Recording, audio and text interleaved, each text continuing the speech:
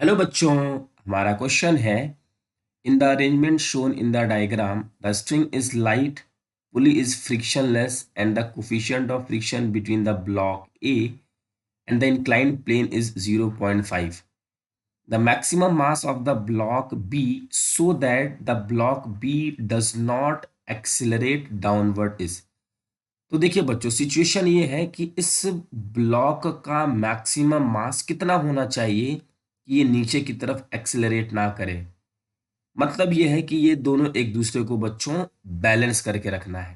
ठीक, तो देखिए इसके ऊपर नीचे एक फोर्स लग रहा होगा, वो फोर्स होगा एम ए जी। इसके दो कंपोनेंट, इस तरफ एक कंपोनेंट और दूसरा इस तरफ।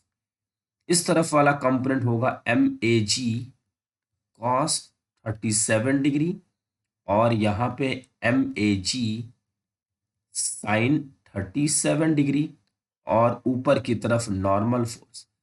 अब बच्चों ये चीज क्या हो रही होगी, ये ब्लॉक जो बी है वो इसको ऊपर खींच रहा होगा, तो इसकी ब्लॉक की टेंडेंसी ऊपर जाने की है, तो फ्रिक्शनल फोर्स कहाँ लगेगा, नीचे की तरफ लगेगा। तो एक फ्रिक्शनल फोर्स नीचे लगेगा। अब हमें इसको बैलेंस करना है, तो हम ये कह सकते हैं for no downward acceleration. Downward acceleration, यहाँ पे एक्सिलरेशन ना हो, जिसके लिए क्या करना होगा हमें, नीचे की तरफ लगने वाला जो फोर्स है वो है एम बी जी।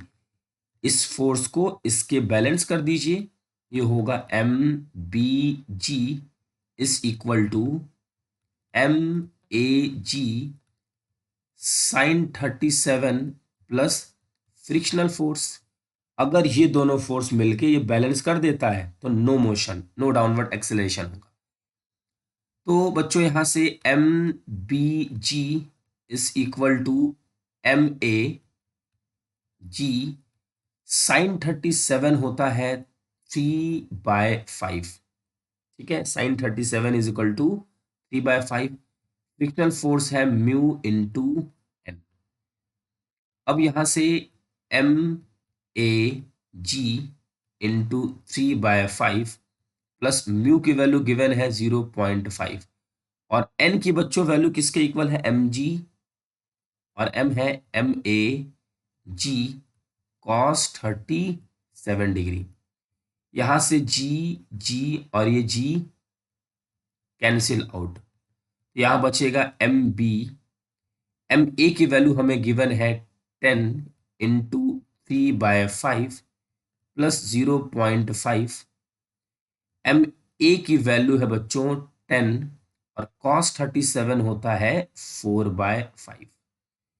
तो यहां से M B is equal to 5 2 जा और 2 3 जा 6 प्लस इस डेसिमल से ये कैंसिल आउट और यहां से ये हो जाएगा 4 और इसकी वैल्यू आ जाएगी 10 kg।